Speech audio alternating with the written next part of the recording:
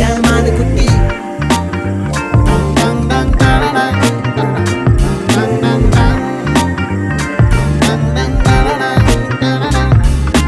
அடுத்தென்ன கலவரம் உண்டாகிடுமோ உள்ள அணுக்களில் கலப்படம் என்றாகிடுமோ கிட்டத்தட்ட காதல் வந்து உச்சக்கட்ட போதை தந்து நெத்தி பொட்டில் முத்தம் வைக்க நேரம் வந்தா